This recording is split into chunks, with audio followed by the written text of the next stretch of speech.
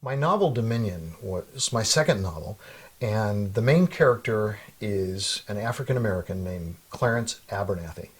His father is Obadiah Abernathy, one of the most beloved characters to me in any of my novels. But I've had a great response from the African American community related to Dominion. And I specifically have asked the publisher never to put my photograph on the back of the book, which they often do. And there was one printing of Dominion where they put it on, and I went back to them and said, please, take that off. Because I don't want to send the message that I'm a white guy writing about black people. I just want the reader to judge for themselves. Well, I did a tremendous amount of research. I spent lots of times with a lot of black friends, made a lot of new black friends. I was preaching at a black church in Philadelphia, and I asked if I could have lunch afterwards with their lay leaders and the pastor and the wives, and I could just ask them some questions and get some responses from them. Interviewed lots of black athletes, Reggie White among them. Reggie was so great and so helpful, and the stories that they told me were just great. One of the stories that was often told to me by black men, and I really tried to get in the head of a black man in this culture, not that all black people are alike, that would be a stereotype, not all white people are alike, not all people of any race are alike, but there are certain common elements and experiences that black men have had in America that really helped me as I'm writing this book, Dominion. And one of them is they all have stories, and I'm talking to them individually now, occasionally groups, but usually it's individually.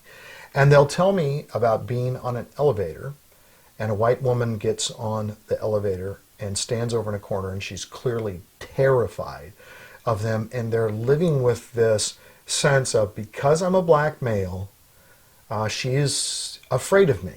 When they walk down the streets, women of different races will often move over to the other side because they don't want to be close to them, like they're afraid that they're going to snatch their purse.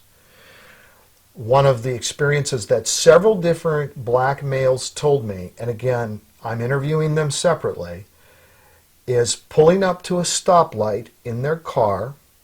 They look over, and whether it's a white man or a white woman in the car next to them, they make eye contact, and all of a sudden they hear the sound of the power locks going down, because the instinctive reaction is to lock the door because there's a black man. One of the common experiences that black men have in America is that if they walk into a supermarket, but especially if they walk into some sort of department store, maybe a clothing store, something like that, is that they can always look over their shoulder and see that they're being followed by store security. And that's the reason why in my novel Dominion I have Clarence Abernathy, whose good friend Jake Woods picks him up, and they're just going to G.I. Joe's, a sporting goods store, and Clarence has put on a suit and tie. And Jake's just got an old sweatshirt on. Who has to dress up to go to a clothing store? And Clarence doesn't explain it to Jake. Jake doesn't understand. Well, there's one reason Clarence does this, and that's because Clarence doesn't want to be followed by security around the store. He doesn't want to be a suspect as this big black man who's coming into this place, and if he's wearing really nice clothes, that at least minimizes the amount of attention he's getting from store security. I had one black athlete tell me a story of his white friend that he played football with in college, and his white friend was unemployed, and the black guy was a professional football player making a good income, and they walked into a BMW dealership together, and there were 5 guys, he said, that came up to his white friend and just surrounded his white friend, talking to him and say, what are you looking at, and all that. Well, his white friend can't afford anything. I mean, he's unemployed. The black guy was completely marginalized because the assumption is as this guy said to me, well, black men don't buy nice cars. They might steal them, but they don't buy them. And it really broke my heart as I heard so many stories.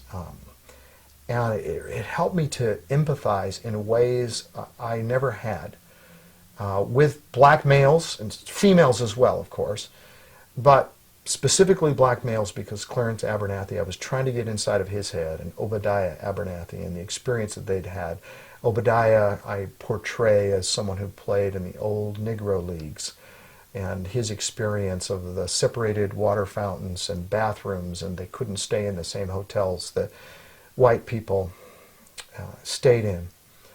And it really was a paradigm shift for me. I'm looking back at it, and I'm so glad that I wrote the book Dominion. I invested a great deal of time in it. It really didn't make sense that as a white guy from the suburbs, what am I doing writing from the inside perspective of a black man? If I would have known how much work it was going to be, I might not have done it, and that's why I'm so grateful that I never know how much work it's going to be, because I will always be grateful that I wrote that book.